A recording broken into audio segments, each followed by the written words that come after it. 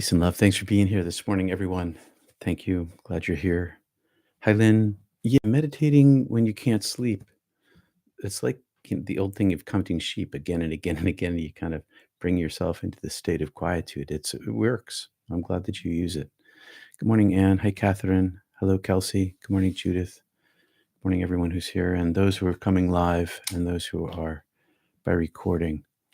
So today, a little bit of Hasidism or Kabbalah. Israel ben Eliezer, I've mentioned him a week or so ago, was a Jewish mystic and a healer, and he's regarded as the founder of Judaism's Hassidic movement. And they called him the Baal Shem Tov. A Baal Shem Tov means it's a master of the good name. And if you remember way back 2 years ago or so, we were talking about the YHWH, the Hovye Vuvye, the Yahweh without vowels, which we understood to mean, because it has no vowels, the name or the good name. So a Baal Shem Tov is a master of the good name of the divine ineffable. And that is, in his case and in all cases, the Baal Shem Tov is able to work the miracles of mysticism using the secret name of God. And we're all here learning about the secret name of God, the practice of this. And he transitioned into his death in 1760. And so here's a quote. From every human being, there arises a light that reaches straight to heaven. And when two souls that are destined to be together find each other, the streams of light flow together, and a single brighter light goes forth from that united being. This is a talk about hey Susie, this is a talk about soulmates and group soulmates. Now, every person has an intrinsic divine spark or inner light. I saw this in my first near-death experience, the light, and I see this inside of everyone I meet, the light at the core of our being. It's intrinsic, it's natural, what makes us be. Now, this light or soul is the constant connection with the divine, always there, whether we know it or not. In mystical experiences, certain souls are spiritually aligned or predestined to meet.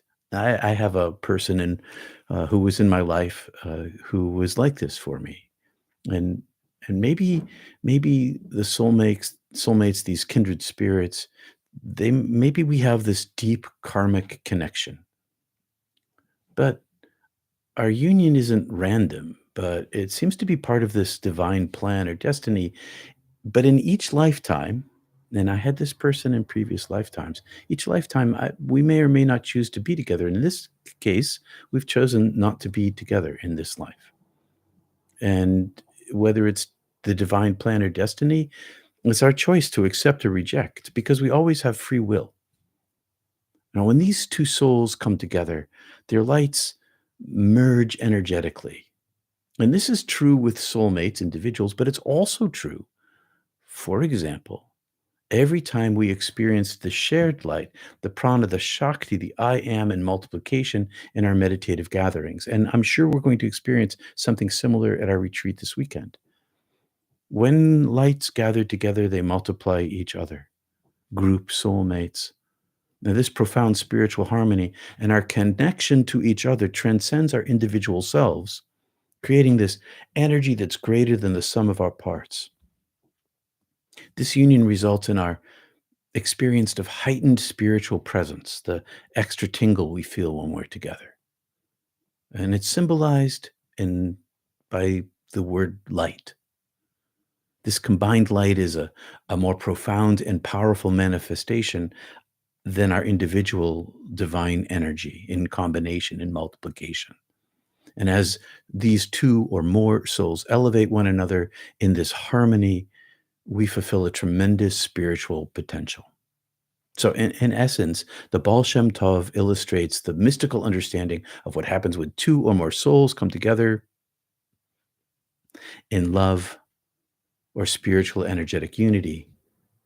Our combined energy together magnifies the divine light which we project into the world. And not when I say project, I don't mean what I mean is passive projection of the light into the world, and also active through our actions. And it's a vision, it's an understanding, it's an experience of this transformative power with the true connection of unity at our soul level, where the union is not just emotional or physical, but profoundly and essentially, experientially spiritual, creating for us a more rapid spiritual growth. And the funny thing is, of course, Jesus talked about the same thing. It's not just the Baal Shem Tov or Jesus. It's a human experience that happens with soulmates and happens with group soulmates, collectives of energetic collectives. And you can join us if you wish to live on Tuesdays for our Kriya Yoga group, which means Kriya Yoga means working for union. And it's on Zoom, and you can find details at www.peterpanagore.love. Thanks for being here. I hope that's helpful to you. Good morning. Hey, Kristen. I totally get the running late thing. I'm story of my life, especially in the morning. All right. So let's just do a little bit of meditation practice today. Nothing fancy. Use whatever practice that you have. If you're a chanter, use your chant inside your head. If you're doing Om Japa, do that.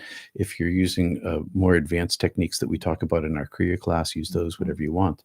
I'm going to begin because I need a little bit of calming down after my rush this morning. I'm going to just drop into my prayer, my centering prayer practice, and be quiet and bring myself into this state where I can be in the presence inside myself and let it share itself among us as you do the same thing and we multiply together. Hi, Eva Ann. Today is the first anniversary of the death of your beloved husband. I'm glad you got through this first year. It's the hardest year. And may peace be with you, and may your grief transform into a deeper love. My heart goes out to you, Ann. All right. Let's keep our hearts and minds a little bit on Ann and on all the people, Lee and Maggie and a few other folks in our community. Good. I'm glad to hear that, Ann. It's going better now. Yes, it takes about a full year to get through the first troubles of every holiday and thing you would have done together. Anyway, I'm glad that you're doing better, Ann. All right, so my feet are flat on the floor. I once again have my hands in this mula shape on my lap. Breathing in, quieting down.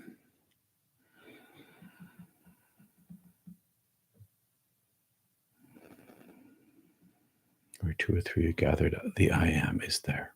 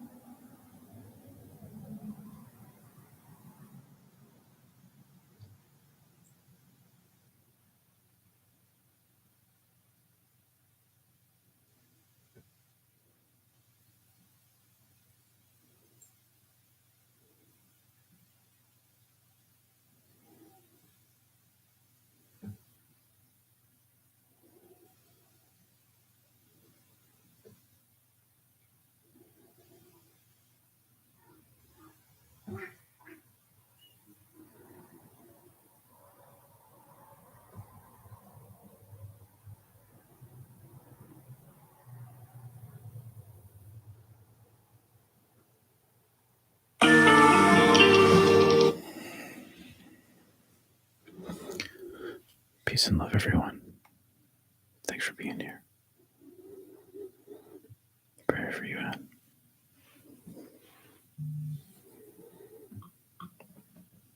Thanks for your support. Hey, Alex. I'm glad you're back, Cal Extra.